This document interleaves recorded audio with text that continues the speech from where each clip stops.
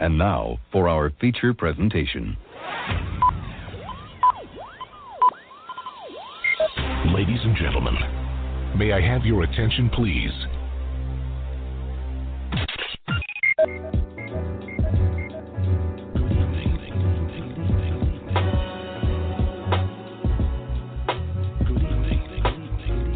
You're listening to Straight Talk with Dean and Mark.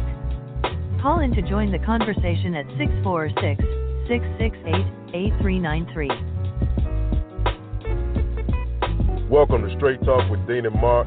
It's the six-man Dean Geronimo in the studio with Mark Lee, and we welcome you to yet another exciting episode of our show.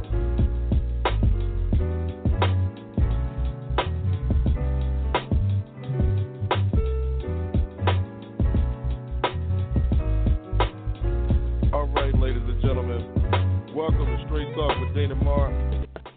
We are here with no power in New Jersey, but it's the six-man Dean Geronimo from NJ to NC. I'm in the studio with Mark Lee. So, Mark, tell me what's good in your neck of the woods, my brother.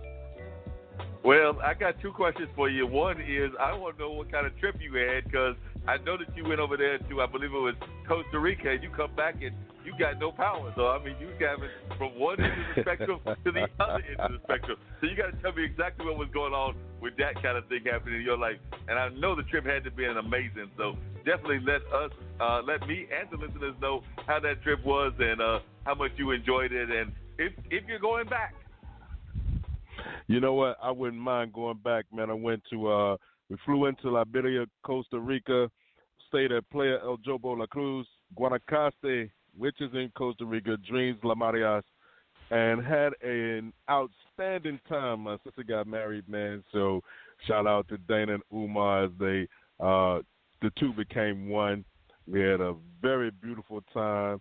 It rained. The rain over there is like 5 minutes, and then it's sunshining, you know, so didn't miss anything that was happening over here. Our flight got delayed coming back. We spent like an hour or so in D.C. before we came back to Newark, and today was all right until about an hour ago. You know, heard the rain falling, heard the wind blow a little bit, and next thing you know, the power was out, and I'm like, here we go, man, like, right when I have That's the way something things to go do. sometimes. But I bet you, when you were in Costa Rica, even though it was probably a little warm there as well, you did not miss the heat, because as we'll be talking about, because I know two of my guests are here in the triangle area with me, we've been coping with like 100-degree temperatures, so it's been sizzling around here. They say we're supposed to get some rain too. Hopefully it won't knock off our power, but they say we're supposed to get some rain and everything, and then after that comes, hopefully it will cool it down, because I have definitely got out and about and done, as I usually do, some fun and amazing things, but it was still hot as all get out while I was doing them, and unfortunately, a lot of these things that I got to do were in the evening time. So, you know, we have our art walk kind of thing that we do called Third Friday. So I went to a couple of the galleries, including the Truth to Power exhibit at what was the 80s, even though I think they're in the process of changing their name, but saw some amazing art that dealt with social change and things of that nature. My dad actually put up one of his artworks, but it was kind of a renegade guerrilla artwork that he put up, because it's talking about how we give a little bit of play to this whole thing about wanting people to give thoughts and prayers whenever there's a disaster. So he put up like those little fire alarm kind of things that you strike, and the thing is, basically thoughts and prayers. So his whole concept of this artwork was that a lot of times people, whether it's the migrant situation, whether it's these other things, we need more than thoughts and prayers. We need actual action. So I think that was kind of a principal message of what he was talking about with that artwork. So, you know, art can definitely be a very powerful tool. So he put up 8 art bombs, and I looked on his Facebook page, and he said, look out, there might be some more art bombs being dropped around. Like he said, many of the places looked at him when he did it with a wink and a smile, and they were not having any intention of taking it down. There is at least one corporate spot that we are pretty much sure took it down, and who knows about the other spots. But, you know, sometimes you have to use art as a tool in terms of making powerful statements. So went there, and then I met a brother who bought a spot, Puerto Rican brother, bought a spot in downtown, and he's got he's a photographer, and he's also got Riptown Photography is the name of his company, but he was having some musicians up there and some other artists, and he's actually got prime property for not too bad a price in downtown, trying to maintain it and to build an art kind of collective kind of thing that he's doing. So it was real fun talking to that gentleman that was doing that, and I was hanging out with my buddy Calvin, and then we stopped at Copa's, which is a Old Havana. The couple that used to own Old Havana now owns Copa and has owned it, I think, for about maybe a year and a half or maybe a little bit around that time frame. So stopped in there, had some food with them, chopped it up with them in terms of conversation. But we just had a good old time on that particular evening. And actually Elizabeth Turnbull, who runs Lighthouse Messaging, I believe that's the name of the company, but it's a publishing company. And he's done some amazing stuff with our literary community around the area. And even though her husband has a child and a grown child, they are having their first child together. So I believe the child is due like around October or something like that. So she's definitely, they're having their first child together. So she's all excited about that. And, of course, they've been running multiple businesses together. So this will be like something else that will be part of their family dynamic. So just really good to see Elizabeth. Hadn't seen her in a minute. And so it was really good to see her. And then on Saturday, we had the Poetry Slam. And, of course, those poets, as always, were amazing. The winner gets to go to one of the solo competitions, and this one will be held in San Diego. I believe it's international competition, or has international in the title, but they will definitely be going there. So Breeze, Hassan, and Ali were all going head-to-head. Breeze took the title, so he will be representing Haiti on that particular day. So had a chance to go there. You know, we've had Jillian on the show before, and so she was having a event for a progressive group of progressives that are around the country, actually, and it's an organization that she's part of, and so she was having a fundraiser for that at an arcade. So I ducked my head in that arcade on Saturday, Boxcar. There's one of those in Raleigh, I believe one in Greensboro, and this is the one in Durham. I had not been there, but hey, they got foosball, and they got like the little toss of the basketball, so they will be seeing me again in the not-too-distant future. Right next door is Urban Axe, where you throw an axe like you're in the medieval times, but you're throwing it like, at a target, things of that nature. I'm not too sure I want to go throwing axes because I don't know whether my aim is going to be all that good. There's also a bar, so, mixing alcohol and axes. Sounds like an interesting concept, but I'm not too sure that I really want to go there. I don't think I want to do that either. Stay on the safe side and just, watch somebody else throw it on a screen or something, but not standing right beside them, not too close, because if that thing slips, man, you know what? That'll be a bad thing. It would be a bad thing.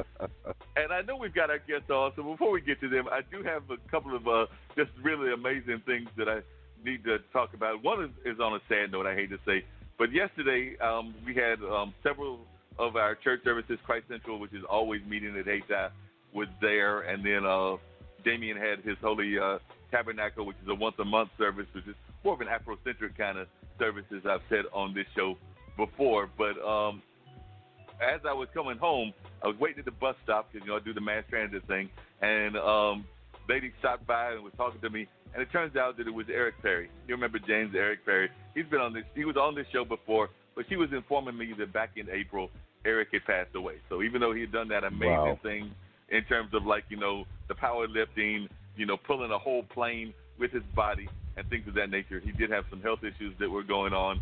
Apparently he fell down and they tried to revive him, but they were not able to revive him.